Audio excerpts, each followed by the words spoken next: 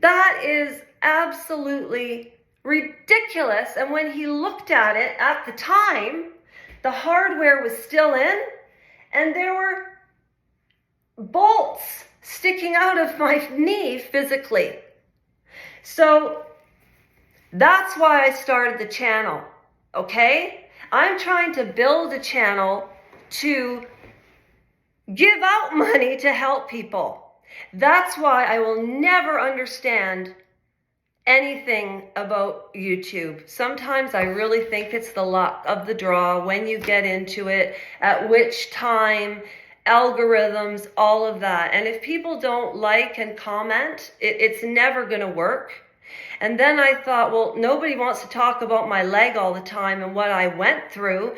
But if you want to hear what I had to do to survive that for 6 years, I'd be glad to tell you. But nobody cares about that. People care about Harry and Meghan. But you know what? It does relate to what I'm talking about. Because the Canadian government still pays for their security. I mean, for God's sakes, they were at Whistler. How long ago? And that's Canadian tax money. $30 million. And who should be, my whole point of the petition is who should be paying, or who should have paid for my recovery? The Ontario taxpayers, ODSP, or the insurance company that's why doctors have insurance. You see my dilemma? So, I can't handle any attacks. If you don't like what you're seeing, then swipe by. If you don't care about these types of issues, and you know why there's so little signatures and nobody cares? Because nobody really goes through it. It is Canada's best kept secret. And I've had 4 replies out of 108 people that went through exactly the same thing that I did. No justice. But let's talk about Gypsy Rose, who killed her mother, which then gave Munchausen a huge by proxy. And then when you watch Take Care of Maya on Netflix, you see what they do to children and parents if a child has an odd disease. And I think it was CIA. It's a very rare disease that happens in children. And I mean, like, seriously, I give up. I can't do it. So I'm waiting for Andrew Gould's book. I'm reading it out loud with less vigor, of course. And that's what I'm going to do. I'm reading his book. The Exorcism of Annalise Michael, I went through it. And it's horrible. The ending is horrible.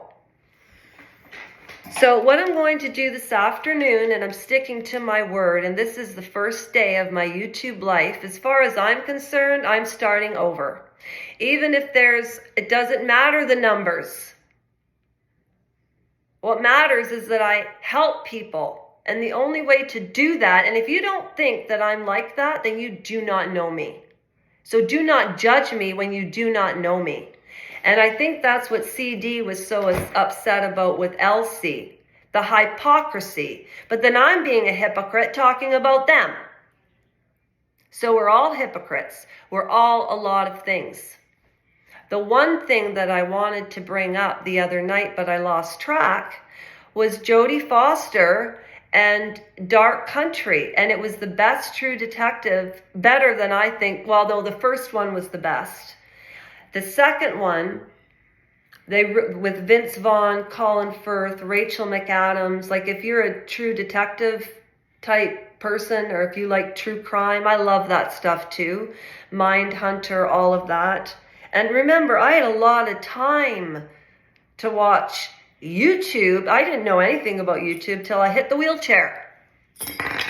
And it was Andrew Gould who said, keep fighting the good fight, because I messaged him in the wheelchair 1,000 times, begging him to please listen to this story. I have no platform. I have no control.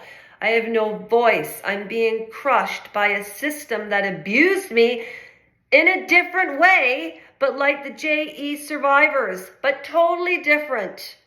Total injustice. So 7 years goes by, nothing. Another 7 years, I'll probably, who knows where we'll be. But Jodie Foster, Dark Country, do you know how refreshing it is to see women age gracefully without Botox and facelifts? And it's so fucking refreshing.